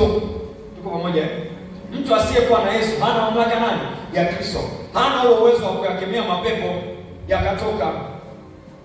Twende kwenye kitabu cha Matendo ya Mitume uone kwa habari ya wana wa Skewa, sura ya 19 kuanzia mstari wa 11 mpaka mstari wa 16 pale. Maandiko yanasema hivi, Mungu akafanya kwa mikono ya Paulo miujiza kupita kawaida. Hata wagonjwa wakaletewa leso na nguo zilizotoka mwili mwake, magonjwa yao yakawaondokea, pepo wachafu wakawatoka. Ninakuombea neema ya kwanza kutembea kwenye miujiza katika jina la Yesu. Kama ni mwimbaji au taimba watu wakaacha kumhubiri roho wa Bwana katika jina la Yesu. Kama ni mwenye huduma utahudumu bila nguvu za Mungu katika jina la Yesu. Kwa hiyo hawa watu sasa, kwa sababu hawana Yesu, wakajipa zoezi, walijipa tenda kwenda kutoa pepo ambao hawajapewa hiyo tenda. So akaenda mstari wa 13, baadhi ya Wayahudi wenye kutangatanga rauni wapunga pepo wakajaribu kutaja jina la Bwana Yesu juu yao waliopagawa na pepo wachafu, wakisema na waapisha kwa Yesu aliyehubiriwa na Paulo. Najua watu walikuwa ni wajabu. Yaani wanasema alafu hata huyo Yesu mwenyewe hawamjui, ila tu wanajua kuna Yesu alikuwa anahubiriwa na Paulo. Mstari wa 14, walikuwa kwa wana 7 wa mtu mmoja Skewa, Myahudi mkoani mkuu waliofanya hivyo. Yule pepo mchafu akawajibu akawaambia, Yesu namjua na Paulo namfahamu, lakini ni nani? Sasa mtu mwenye Yesu rohoni anapotembea, falme za giza zinapisha. Ungekuwa unafunguliwa macho yako unaona vitu ambavyo vinaendelea. Yamkini shetani anapanga labda ufe, ajali ameitega, lakini anapoona ule moto anakuwa anakimbia, anapisha. Anapoona umekuja na mamlaka kubwa, anaona anakimbia. Kwani kwa sababu una mamlaka ambayo haionekani, lakini nafanya kazi hata wewe wakati mwingine bila kujua. Sasa asiye na mamlaka ni mtu asiye na Yesu. Mwenye Yesu ndani yake ndio mwenye mamlaka. Kwa hiyo tunaona hao walijaribu. Sasa angalia nini kilitokea. Na yule mtu aliyepagawa na pepo mchafu, sababu tunasema, akawarukia wawili, akawaweza, akawashika hata wakatoka mbio katika nyumba ile, hali wakiwa uchi na kujeruhiwa. Manake kama alikuwa na makucha aliwaparua pale, akawavua na nguo, wakatoka akiwa uchi, wanakimbia, wameacha nguo. Kwa nini? Kwa sababu hawakuwa na hiyo mamlaka. So mwenye Yesu ndani yake anayo hiyo mamlaka zidi ya mapepo na nguvu za giza na ufalme wote wa giza. Amen. Kwa usipokuwa na Yesu hauna mamlaka, lakini ukiwa na Yesu una mamlaka. Sasa kuna mahali hao watu walikuwa wanamuuliza Bwana Yesu, tunapokeaje hii mamlaka? Ili ni somo la watu wazima kwenye ulimwengu wa mambo ya roho. Kama ni mchanga unaweza usio unaelewa sana. Luka 11:20 anasema hivi, lakini ikiwa mimi natoa pepo kwa kidole cha Mungu, basi ufalme wa Mungu umekwisha kufanyaje? Kwa ajili. Sasa hili neno alilisema kwa sababu walianza kumdoubt na kwa anajua kwamba mwenye mamlaka peke yake. Sawa? Unajua shetani ni binafsi. Shetani ni binafsi kiasi kwamba hata kwa wale ambao wanaendaga huko kwa waganga, kwa wachawi wapate utajiri, ndio mwingine pamoja na kwamba wamepata utajiri, bado utajiri wao unakuja unaishi. Nasema hadharani kwa sababu ishatokea, na tulikuwa tunajua ilikuwa ni ufalme wa giza. Kulikuwa na mtu mmoja anaitwa Sauli. Si ndio Yesu alikuwa ni mtu hapa si ndio? Au sio hapo? Akafa yule mtu kwa sababu alikuwa ni mtu wa giza. Na alikuwaje? Ajali. Si ndio ilikuwa hivyo? Akaondoka kwa sababu ya mambo ya giza. Sasa alikopesha utajiri. Na kwa sababu shetani binafsi yeye hakupi sawa ili wewe ufaidike, anakupa ili uharibikiwe. Hata utajiri ambao amepewa hao watu ambao ni matajiri wamepewa ili uharibikiwe. Sasa alikuwa anazungumza Bwana Yesu kwamba kama mimi natoa pepo kwa kidole cha Mungu, basi ufalme wa Mungu umekwisha fanya kwa ajili yake. Akiwa anamaanisha kwamba yale ninayoyafanya mimi sio mbinafsi, hata nyinyi pia mmeshaupokea. Maanake hata hiyo mamlaka iko ndani yako. Unapouma kichwa, usianze kupiga simu kwa mchungaji. Una mamlaka ya kusema hivi, kichwa nyamaza. Si unaelewa? Usipige simu kwa mchungaji, inyamazishe hiyo homa haraka sana. Sawa eh? Na nikufundisha nikwambia kwa pepo huwa abembelezwi. Rafiki yangu kutoka abembelezi anafanyaje? Anakemewa, toka. Sawa sawa. Kwa hiyo mamlaka inaendeshwa kwa sauti hiyo ya kukemea, sauti ya ukali. Si unaelewa? Lazima uamue na mtambue nafasi yako. Kuna kitabu baada ya nilimpa nani hapa, mtu mmoja alichukua hicho kitabu hapa. Kimeandikwa kuifahamu nafasi ya muamini ndani ya Kristo. Ukifahamu nafasi yako ndani ya Kristo, hata huko kuumwa mara kwa mara utakukimbia. Sasa ukifahamu nafasi ambayo umewekwa ndani ya Kristo, hiyo kuumwa mara kwa mara utakimbia. Sio neno zuri. Tuko moja. Kwa hiyo unayo mamlaka zidi ya ufalme wa giza na maajenti wake wote. Wakati nafundisha somo la namna ambavyo roho hizi chafu zinafanya kazi, nilikuwa sijasoma kile kitabu cha mtumishi wa Mungu Dagewad Mills alichokuwa anafundisha kwa habari ya namna ya kushughulika na mapepo machafu. Sasa nilipokuwa nakisoma, yaani nimesoma vitabu viwili nikavimaliza kwa pamoja. Nilipokuwa nasoma kile kitabu, nikagundua kwamba kumbe mapepo yanaoperate hata zaidi ya vile ambavyo nilikuwa nimefunuliwa kwa sehemu katika hilo somo. Sasa kwa sababu of course mimi sina tabia ya kukopi vitu, ila ninasoma kama nikusoma kitabu alafu baadaye nakuja nakaa namwambia Roho Mtakatifu nifundishe. Sasa wakati nikiwa nasoma kile kitabu, niliona kuna namna ya operation ya mapepo mengine. Imagine kuna pepo mpaka la wivu. Si unaelewa? Yaani pepo la wivu. Uko kwenye ndoa una wivu wa kupitiliza kwa mume wako. Wivu ni mzuri lakini usipitilize. Si unaelewa? Yaani usipitilize kwa sababu utakuja kuharibu ndoa wewe. Si unaelewa? Yaani wivu ni mzuri ndio. Mtu amechelewa kurudi tu saa moja, wivu ushapanda umefika. Nasema nilijua tu utakuwa umepita mahali fulani. Lakini hichi kutaanza kukaribisha kapepo fulani hivi, alafu mwisho wa siku unamsababisha mwenzako kutenda nini? Dhambi. Sasa kuna mapepo ya wivu. Nikaona pia kuna mapepo ya hasira. Sio kuna watu wana hasira. Akikasirika, utamwona vipi kwa hapa? Si unaelewa? Hasira kali. Pepo hizo zinafanya kazi. Sema tunautawala dhidi ya pepo zote katika jina la Yesu. Kwa hizo pepo hazipaswi kufanya kazi kwa namna yote. Niliwafurahisha juzi nikamwambia kwamba imagine hiki tuna wewe kutafakarisha tena kwamba nguruwe kama nguruwe hana uwezo hata wa kukaa na pepo hata wangapi? Hata wawili tu hawezi kukaa nao. Si unaelewa? Ila wewe unajibiza kutosha za kumiliki hata pepo 6,000. Sasa wewe hauoni hasira kwamba mnyama tu kukaa na mapepo ameona sio kitu chako, ila wewe unaweza kukaa na mapepo. Yaani ndugu yangu, ukiwa na wivu una pepo la wivu. Ukiwa na hasira una pepo la hasira. Ukiwa ni mtu wa huzuni una mapepo yanayogenerate huzuni ndani yako. Kwa kuna kila spirit roho, kuna kila roho ambazo zinaoperate kwenye maisha yako. Lakini sasa sisi ambao tumeokoka tunasemaje? Tunakataa hizo roho katika jina la Yesu. Tuna mamlaka kuzifukuza na zikakaa mbali na nyumba zetu katika jina la Yesu. Na nyumba ya kwanza ambayo unapaswa kuilinda ni huu mwili wako unapaswa kulinda. Leo niko ofisini hapa nimepata somo na mtumishi wa Mungu wako. Of course kuanzia leo nitaanza kutubu mapema kabisa ili nisitengeneze riski. Mtumishi wa Mungu ametoka ufunuo mzuri sana. Akasema hivi. Mimi ni mtu nayelinda mambo ya risk management. Risk management. Sasa akanipa kanuni moja, kanuni rahisi, akasema hivi: ninapolianza jambo nahakikisha nimefanyaje? Nimelimaliza, siliishi njiani. Ndio maana Yesu alipokuwa anaumba dunia, alihakikisha amemaliza alafu akaacha. Kwa hakuna riski yoyote ambayo alikuwa ameelewa. Kila kitu kilikuwa sawa. Ila mwanadamu alianza kuingia kwenye riski. Mwanadamu. Sasa akasema hivi, yeye hiyo ni kanuni yake ambayo inaendesha maisha. Kwa nini? Kwa sababu kuna vitu usipomaliza, kuna jambo ambalo utaruhusu litokee baadaye ambalo litakuja kugharimu zaidi. Sio, unaelewa? Kwa mfano, umekopa labda hela kwa fulani.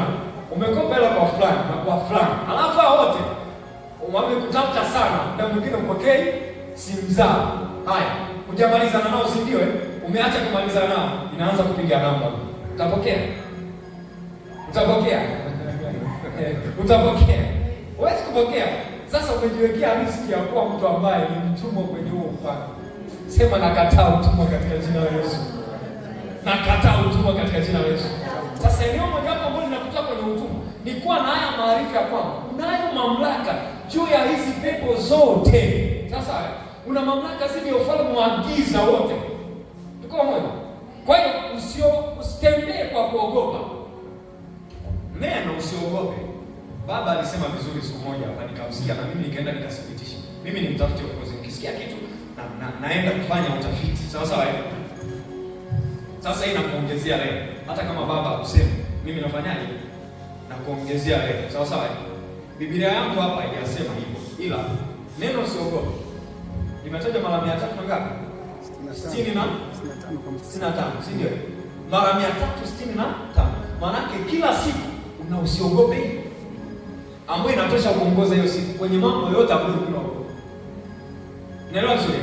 Una safari, mvua imenyesha, barabara ambayo kuna neno la kwambia safiri, usifanyaje?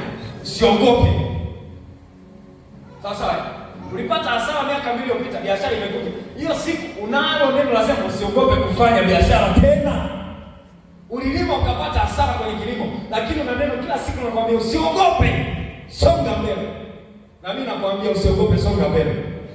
Usiogope, songa mbele. Amen. Sawa. Manake Mungu aliangalia maeneo yote yenye mapungufu, alafu akawekea dawa yake na tiba yake. Neno pekee ambalo mimi niliona ni la nguvu sana ni usiogope, kwa sababu linaondoa hofu na mashaka yote ndani yako. Kwa sababu kuna muda vitu vinaweza kuwa vimetight, lakini Bwana anakuletea amani sana ili nitamaliza nalo. Sio neno vizuri. Ya Bwana anasema mimi nitamaliza nalo hili. Usiogope, nitamaliza nalo. Neno vizuri. Kwa hiyo Mungu ameweka hivyo kwa sababu anajua namna ambavyo tunazungukwa na vitu vingi sana. Kama tusipokuwa na maarifa ya neno la Mungu la kutosha ndani yetu, tunaweza kuwa tunaishi maisha ya risk wakati wote. Kwa hiyo kanuni pia na wewe ikamata, don't live a risk life. Yaani usiishi maisha ambayo ni ya risk kila muda, risk. No. Ishi maisha yenye uhuru. Amen. Haya maarifa yanakusaidia, si ndio? Sasa tuliona hawa watu wana wasikio walipigwa kwa sababu hawakuwa na hiyo mamlaka ndani yao. Sasa tunapokea mamlaka ya Kristo kwa kumwamini Yesu tu au kuwa na imani na Kristo. Mamlaka ya mwamini inadhihirishwa kwa nguvu yenye mamlaka ambayo ndio utambulisho wake. Yaani hii mamlaka inadhihirishwa na nguvu, na hiyo nguvu ndio utambulisho wake. Hakuna mtu atasema mimi nina mamlaka alafu asiwe na nguvu. Unapomwona yule askari aliyesimama barabarani, nyuma yake kuna nguvu inampa mamlaka ya kusemaje? Gari simama na gari lisimama. Usiende na isiende. Ana hiyo nguvu nyuma yake inayomfanya afanye hivyo vitu. Amen. Yakobo 2:18-19. Yakobo 2:18-19. Anasemaje? Lakini mtu atasema wewe unayo imani na ninayo matendo. Nami ninayo matendo. Nionyeshe imani yako pasipo matendo, nami nitakuonyesha imani yangu kwa njia ya matendo yangu. Wewe waamini ya kuwa Mungu ni mmoja, watenda vema. Sasa hili neno Mungu alifunulia kwamba imani inaweza ikastimulate, inaweza ikaprovoke mamlaka ndani yako kuanza kufanya nini? Kuanza kufanya kazi. Kwa nini? Kwa sababu mashetani wanaamini na kufanyaje? Na kutetemeka. Mashetani wanaamini na kutetemeka. Sasa kama shetani tu anaamini na kutetemeka, mimi napaswa kuamini alafu hiyo mamlaka ianze kufanya kazi wapi? Ndani yangu. Weka imani ndani yako ili uruhusu hiyo mamlaka ianze kufanya kazi katika jina la Yesu. Kwa hiyo anasema kwamba mashetani wanaamini na kutetemeka. Kwa mimi nikiamini, mamlaka inaanza kufanya kazi. So, hapa sasa hivi twende vizuri na ulimwengu wa giza. Shetani hakuna lugha anayoielewa zaidi ya lugha ya mamlaka. Sawa. Hakuna lugha anayoielewa zaidi shetani kama lugha nini? Ya mamlaka. Hiyo ndio lugha pekee anayoielewa. Lugha ania mbili aelewe. Kusita aelewe. Hofu aelewe. Anaelewa lugha ya nguvu ya mamlaka. Ukisema pepo toka kwa mamlaka, pepo atakutii, atafanyaje?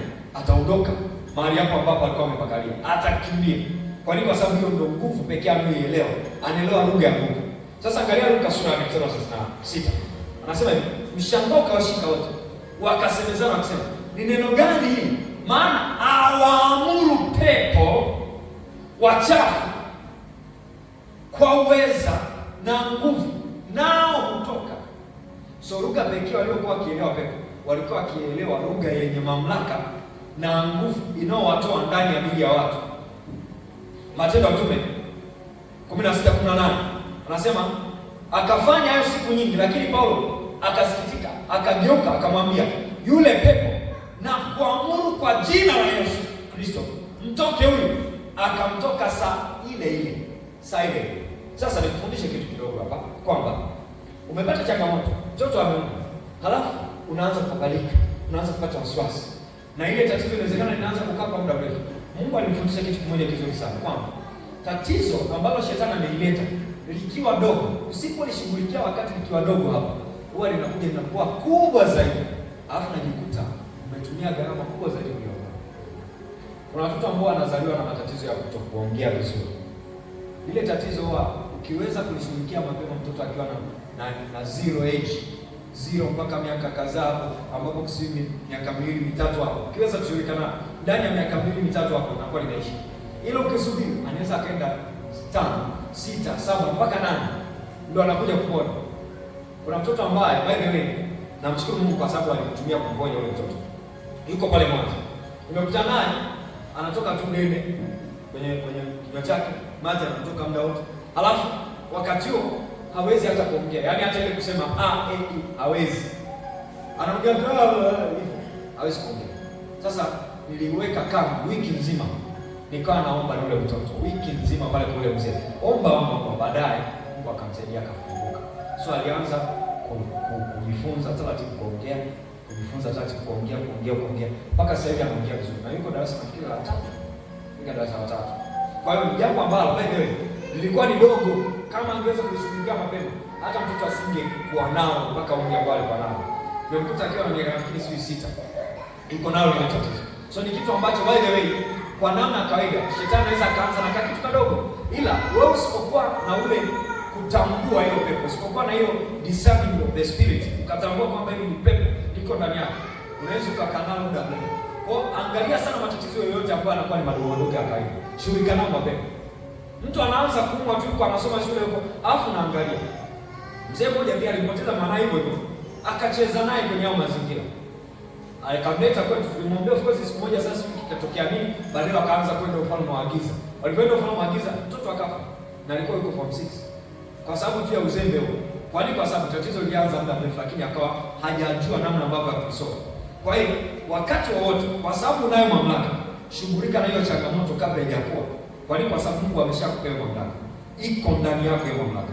Kwa kila muumini lazima ujifunze na kujizoeza kuifanyia kazi mamlaka iliyopewa na Mungu ndani yako. Usipoweza kujizoeza kuifanyia kazi hiyo mamlaka, kuna vitu vitakaa muda mrefu. Imagine mtumishi wa Mungu anaitwa Andrew Wommack nafikiri. Yes. Andrew Wommack ameandika kitabu kinaitwa Believer's Authority. Nimesoma muda mrefu sana, lakini nisome 2018-19. Anasema kwamba siku moja akaona katika njozi kipepo kina mfano kama popo kimekaa hapo. Alafu akawa anasubiri Yesu anamuona yuko pembeni. Alafu akawa anasubiri Yesu akikemea kile kipepo kiondoke. Hakikuondoka wala Yesu mwenyewe hakukikemea. Mpaka alipomfundisha kwamba huyo pepo wewe ndiye unayepaswa kufanya kumkemea, na alipojaribu kusema kwa ajili hivyo, najua takusimulia historia na uelewe vizuri kwamba jina la Yesu hata kama akitaja mtu ambaye sawa, hata kama akitaja mtu ambaye aliokoka inaweza ikafanya kazi, ila alitampa matokeo kama mtu ambaye akitaja mtu ambaye ameokoka. Tuko pamoja? Tumeona mfano wana wasikia wasiliwe walipojaribu kutaja mapepo alishtuka akasema ninyi hamna mamlaka, hamjaidhinishwa kutufukuza, ila hilo jina linatusumbua, ngoja tushughulike na hilo, mwache kulitaja. Sasa hiyo alipoanza kujifunza kulitamka hilo jina la Yesu, alafu akawa anakemea kwa jina la Yesu, ninakuamuru kwa jina la Yesu. Naomba nikuambatanishie na andiko hilo hapa, kitabu cha Wafilipi sura 2. Wafilipi sura 2. Unaweza kufungua Wafilipi sura 2. Ule mstari wa 9 na mpaka mstari wa 11. Utaona anavyosema. Anasema hivi. Filipi sura 2, ule mstari wa 9 mpaka mstari wa 11. Anasemaje? Anasema hivi. 9:11. Anasema kwa hiyo tena Mungu alimlazimisha mtu akamkirimia jina lipitalo kila jina. Anasema hivi, ili kwa jina la Yesu kila goti lipigwe, la vitu vya mbinguni na vya duniani na vya chini ya nchi, na kila ulimi ukiri kuwa Yesu Kristo ni Bwana, na kwa utukufu wa Mungu Baba. Kwa sasa hivi unaweza kusema hivi, kuzimu nyamaza, ninawaamrisha hakuna pepo atakayefanya kazi leo kuzuia ushirika wa kanisa la madhabahu ya neno na maombi kuja ibadani, na mnyamaze kimya. Na unafanyaje? Unanyamaza. Kwa jina nani? la Yesu. Kuna ushuhuda ulipatikana huko Kigoma. Kigoma bwana, kuna namna ya uchawi wake. Huko ndiko anaposemaje kwamba nasemaje, kuna kauli fulani ambao ana modify uchawi wao. Ila hakuna mchawi mwisho wa leo. Mwisho wa leo sije Kigoma mwisho wa leo. Sawa, kuna sentensi fulani nyingine wanaitumia wanasemaga ni mahali ambapo uliungua nini? Shoka ikabaki, vitu kama hivyo. Yaani shoka inaungua mpini na baki, yaani imagine vitu kama hivyo. Yaani shoka inaungua, yaani shoka inaungua mpini na baki. Badala mpini uungue shoka ibaki. Sasa kuna story moja niliwahi kusikia kwa habari huko. Kulikuwa na mama wanafanya biashara kama ambavyo wengine wanafanya biashara kawaida. Nauza nyanya pale, vitu hivi. Kile wanafanya zile biashara. Sasa mmoja akawa anauza na maliza, mwingine hauzi na maliza. Kiuza anauza kidogo na maliza. Sasa siku moja akaja akamuuliza huyo mama ambaye bwana anamaliza biashara yake vizuri. Akamwambia hivi, "Kwa nini wewe unauza na maliza?" Akamwambia, "Ndio hivyo maisha ya biashara. Kama unataka mimi nikupeleke twende." Unajua kina mama akachukua na akaenda bwana. Sasa amefika, maana anachukua mayai anapasua. Panapasuka pale ziwani. Wanaanza kwenda chini. Ambia twende. Ngazi zikaanza kushuka. Sasa ya kwanza, ya pili, na tatu mpaka huko chini. Na anapotembea huko juu kunafunga. Sasa amefika kule bwana. Yule mtu alikuwa ana imani. Sasa kwa wale ambao wana imani za wokovu za kubibi.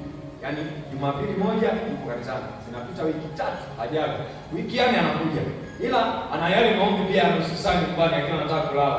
Anafunga anga kwanza, anafunga milango ya wachawi ndio analala dakika 30 alafu analala. Sasa huyu mama naye alikuwa hivyo.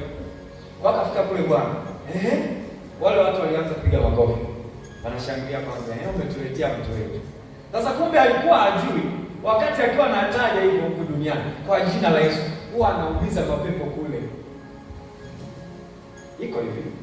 Mtu mtenda dhambi haina maisha anayeishi, anaishi maisha ulimwengu tofauti kabisa. Sikushauri ukajaribu kwa sababu kuna mwingine anaweza kusema ngoja nijaribu. Usijaribu mtu wako. Usijaribu. Hapa tunapoishi hivi kwenye ulimwengu wa macho ya damu na nyama. Kuna ulimwengu hizi. Yaani kuna ulimwengu wa watenda dhambi na ulimwengu wa watu ambao ni watakatifu sisi. Ukitaka kuanza kuona ulimwengu tofauti, nenda kwenye klabu hata saa 6 usiku saa 7. Utaona tofauti kabisa. Alafu utakapokwambia toka huko. Kwa nini? Kwa sababu ni ulimwengu tofauti kabisa. Kwa kuna aina mbili za ulimwengu. Tunaishi hapa duniani. Mtenda dhambi ana ulimwengu wake na sisi ambao tunakuwa tuna ulimwengu wetu tunaishi. Sasa yule mama wale watu waliposhangilia akashangaa sema, vipi? Akamwambia yule wakaanza kumshukuru sasa yule mama ndio. Tunakushukuru kwa sababu umetuletea mtu wetu. Akasema vipi? Kaambia huyu bwana anatesa sana. Kaambia, unaona yule pale hana macho kwa sababu ya maombi ya yule mama. Unamwona yule pale miguu hana kwa sababu ya yule mama. Huwa anafanyaje? Ana maombi yake, hawahitaji hiyo jina. Unaona? Kuzimu hatari, hawezi kumtaja. Yaani anapindisha hivi, anapita pembeni. Ana maombi yao bwana. Sasa mama akataka kuanza kuomba. Aliposema kwa jina la Yesu, kuzimu kaamka. Wakasema yule mama alikamata, wakamfunga kule. Wakasema harudi. Wakamzuia kule kuzimu. Wakamshukuru yule aliyempeleka akarudi. Sasa alipotea huko duniani akaonekana. Sio ndio?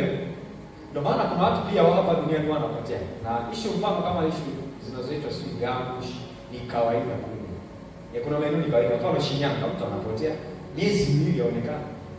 Amepotea amechukuliwa yuko huko anatumika.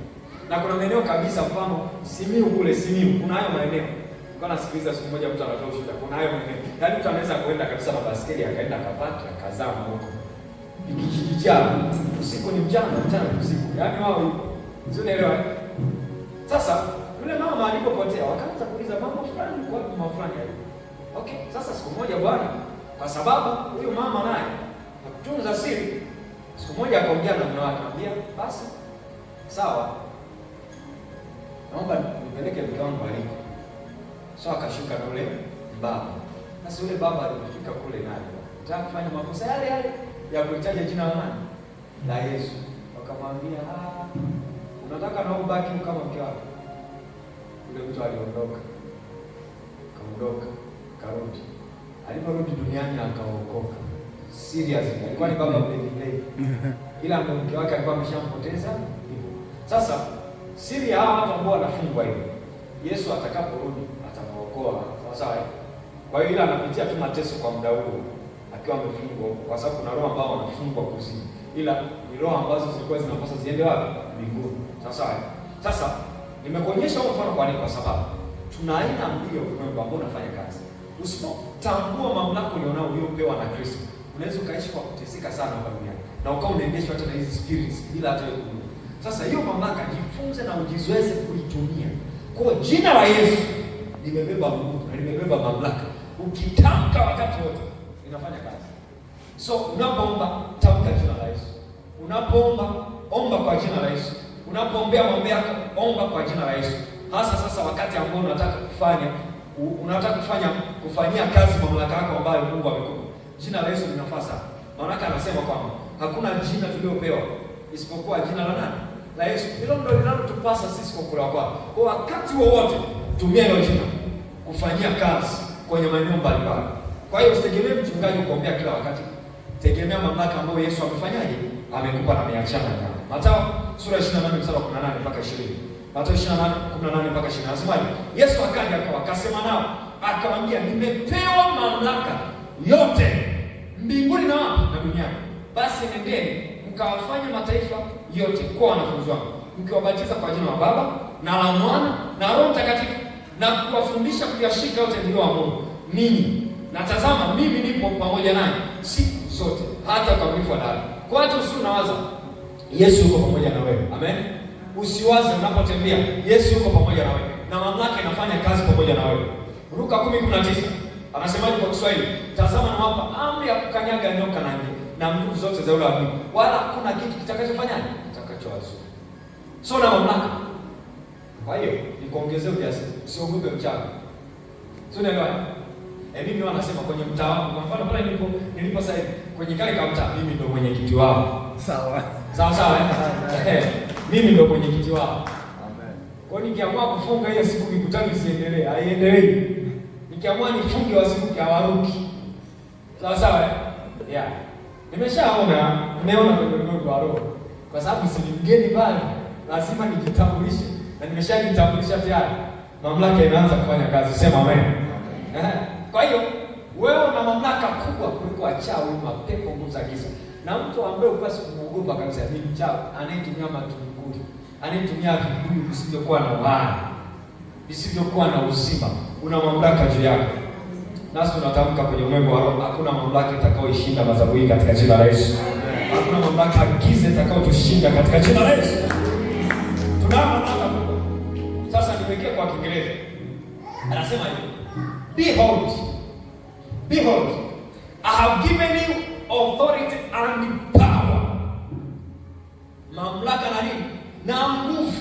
Behold, I have given you authority and power to trample upon serpents and scorpions and physical and mental strength and ability over all the powers that the enemy possesses, and nothing shall in any way harm you. No matter what you say, by enemies will not harm you. By enemies. Yaani kwa njia yote, huyu shetani hataweza. Mungu ameshakupa nguvu na mamlaka. And shall by enemies hurt you. And nothing shall by enemies hurt you. Hakuna ambacho kitakudhuru kwa namna yote. Kwa sasa weka imani ndani yako na uamini maneno hayo kwamba hakuna chochote kuanzia leo kitakachowazuru maisha yako katika jina la Yesu. Hakuna chochote, sio ajali, sio kansa, sio pressure, sio kisukari. Hakuna chochote kwa namna yoyote kitakachozuru maisha yako. Kwa nini? Kwa sababu umepewa mamlaka. Na hiyo mamlaka iko ndani yako. Na mamlaka faida yake kubwa huwa inapaswa ianze kuhudumia wewe kwanza kabla ya wengine. Ndio maana huwezi kukuta mimi nasema nauma, siwezi. Sasa huwezi kukuta ni mzofu, hata kama nikitembea kilomita 20 sizofiki, sichoki, bado na nguvu. Mamlaka hiyo na Mungu ambaye iko ndani yangu inanisaidia. Sema amen. Amen. Yohana 17:22 anasema, "Nani tukufuru ulionipa nimewapa wao, ili nao wawe na umoja kama sisi tulivyo." Kwa hiyo unatembea na utukufu wa Mungu. Tembea mbele kifua wakati wote. Yaani wewe tembea kifua mbele wakati wote, kwamba hakuna mchawi, hakuna nguvu za giza, hakuna mapepo yatakayoniweza. Ninayo mamlaka zile mamlaka zote. Amen. Sawa. Na hiyo mamlaka ameweka ndani yako Kristo. Yesu Kristo ameweka ndani yako. Kwa hiyo unapaswa kuzilisha mamlaka ya Mungu kwenye maisha yako dhidi ya nguvu za giza na ufalme wote wa shetani. Wewe unayeogopa kuomba usiku, kuanzia leo usiogope kuomba. Sasa amen. Usiogope. Unajua wakati wa mwanzo sijazoea mama. Nilikuwa nikianza kuomba. Nasikia mpaka sometimes kitanda kinatikisika. Nikiwa nimekaa pale kitanda nimesema au amenitembelea. Kumbe ni Roho Mtakatifu. Naelewa usiogope. Maana mwingine anaweza kuwa naomba nani chumbani kwake anageuka anaangalia au amekuja. Hapana, hawezi kuingia, sema amen. Hawezi kuingia. Unayo mamlaka kinyume nao. Sema amen. Hawana mamlaka wa jamaa. Yaani kwanza akipita ndo anaogopa. Naweza nikakufundisha hata wachawi namna ambao wanaapia. Hawezi kukuangalia mchawi hivi machoni. Hebu angalia jirani yako. Kasema. Hawezi kukuangalia machoni. Hawezi kukuangalia. Unaelewa? Kwa sababu unawaka moto. Unaelewa? Unawaka moto. Una nguvu ndani yako, unawaka wakati wote. Basi kukutisha. Sasa hapaswi kukutisha kwa namna yote. Haya, tumalizie hapa maandiko kadhaa, then tupate muda wa kuomba. Mathayo 16 na mstari wa 19.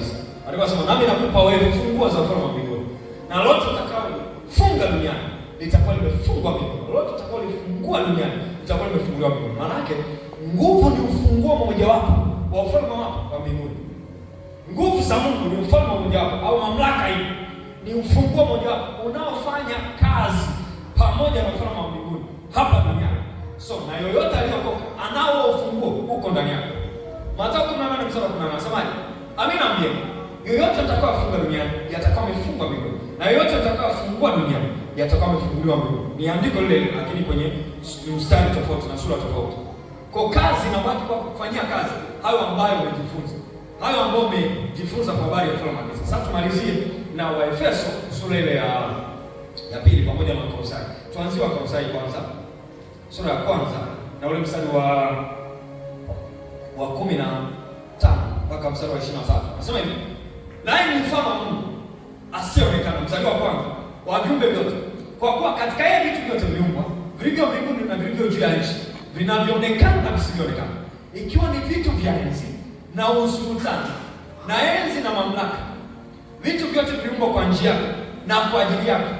Na amekuwako kabla ya vitu vyote, na vitu vyote hushikana na yeye. Naye ndiye kichwa cha mwili, yaani cha kanisa.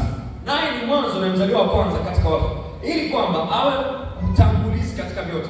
Kwa kuwa katika yeye ilimpendeza utimilifu wote ukae. Sasa utimilifu wote anaozungumza huko hapa chini. Anasemaje? Anasema na kwa yeye ulipatanisha vitu vyote na nafsi yake, akisha kufanya amani na damu yake, damu ya msalaba wake. Kwa yeye ikiwa ni vitu vyote vilivyo juu au vilivyo mbinguni, na ninyi mliokuwa hapa kwanza mmefarikishwa tena adui katika nia zenu kwa matendo yenu mabaya, amewapatanisha sasa katika mwili wa nyama yake na kufa kwake, ili awalete ninyi mbele zake watakatifu wasio na mawaa wala lawama, mkidumu tu katika ile imani, hali mmewekwa juu ya msingi, mkawa imara, msipogeuzwa na kuliacha tumaini la Injili iliyostirika, mlioisikia habari zake, iliyohubiriwa katika viumbe vyote vilivyo chini ya mbingu, ambapo mimi Paulo na alikuwa na mhudumu wake. 24. Sasa na yafurahia mateso mlionao kwa ajili yenu, tena natimiza katika mwili wangu yale yaliyopungua kati ya mateso ya Kristo kwa ajili ya mwili wake, yaani kanisa lake, ambalo nimefanywa mhudumu wake sawasawa na uwakili wa Mungu niliyopewa kwa faida yenu, nitimize neno la Mungu, si lile iliyofichwa tangu zamani zote za tangu vizazi vyote, basi sasa imefunuliwa kwa watakatifu wake, ambao Mungu alipenda kuwajulisha jinsi ulivyo utajiri wa utukufu wa siri hii katika mataifa, nao ni Kristo ndani yenu, tumaini la utukufu. Kwa Yesu akiwa ndani, unatumaini la utukufu huo, unatumaini la hiyo mamlaka. Sasa wewe Bwana anaendelea malizia na sasa, ambaye sisi tunamhubiri habari zake, tukimonya kila mtu na kumfundisha kila mtu katika hekima yote, tupate kumleta kila mtu mtimilifu katika Kristo. Nami najitabisha kwa neno hilo hilo, nikijitahidi kwa kadri ya kutenda kazi kwake atendaye kazi ndani yangu. Haya, Waefeso sura hiyo ya pili, Waefeso sura ya pili mstari ya mwisho kabisa kuanzia mstari wa 10 na 7. Walimu wanasema hivi. Tuanzie mstari wa 15. Naye akisha kuondoa ule uadui kati ya mwili wake ndio sheria ya amri zilizo katika maagizo, ili afanye hayo mwili kuwa mtu mpya mmoja ndani ya nafsi yake, akafanya amani, akawapatanisha wote wawili na Mungu katika mwili mmoja, na kwa nia ya msalaba, kisha kuufisha ule wadui, na kwa huo msalaba akaja akahubiri amani kwenu ninyi mliokuwa mbali, na amani kwa waliokuwa karibu. Kwa maana sisi sote tumempata tumepata njia ya kumkaribia Baba katika roho mmoja. Basi tangu sasa ninyi si wageni wala wapitaji, bali ninyi ni wenyeji pamoja na watakatifu, watu wa nyumbani mwake Mungu. Maana yake mimi nikiwa hapa duniani sio mgeni mbinguni, wala sio mgeni katika vitu vya mbinguni. Mamlaka ile ambayo ilikuwa ndani ya Kristo ndio ambayo iko ndani yangu. Mamlaka ile ambayo Yesu Kristo alikuwa akitembea nayo, mimi ninayo ndani yangu, na hiyo mamlaka inanisaidia sasa kuwa na ushindi kwenye kila eneo. Kwa nini? Kwa sababu nikiamuru chochote lazima kitokee, nikisema chochote lazima kitokee. Marko 16, tumalizie hapo sasa. Marko 16 na ule mstari wa 14 mpaka mstari wa 18. Marko 16 14 mpaka 18. Hapa Yesu alijaribu kuonya wanafunzi wake kwa sababu walikuwa hawana imani, na kwa sababu hiyo akamwambia, mbona mnakuwa watu ambao msio na imani? Sasa anaendelea, anasema mstari wa 15 pale, anasema akaambia, nendeni ulimwenguni mote mkaihubiri Injili kwa kila kiumbe. Aaminiye na kubatizwa ataokoka, asiamini atahukumiwa. Na ishara hizi zitafuatana na hao waamini, kwa jina langu watatoa pepo, watasema kwa lugha mpya, watashika nyoka, hata wakinywa kitu cha kuafisha hakitawazuru kabisa, wataweka mikono yao juu ya wagonjwa nao watapata afya. Kwa hiyo tumepewa mamlaka ya kukanyaga nyoka, pepo wabaya, kila namna ya nguvu za giza. Na hii mamlaka haiko nje, iko ndani yako, iko ndani yako, iko ndani yako. Ukiamua tu kuifanyia kazi na kupractice kwenye kila kitu ambacho unataka kuona ikiwa inafanya nini, ikiwa inafanya kazi. Luka 9:1 anasema akawaita wale thenashara, akawapa uwezo na mamlaka juu ya pepo wote na kuponya maradhi wote. Kwa hiyo ndani yako umepewa uwezo na nini, na mamlaka. Sema maneno haya, ninayo mamlaka ya Kristo ndani yangu. Sema sana, nayo mamlaka ya Kristo ndani yangu. Hakuna ufalme wa giza wala mamlaka za giza zitakazo nizuru.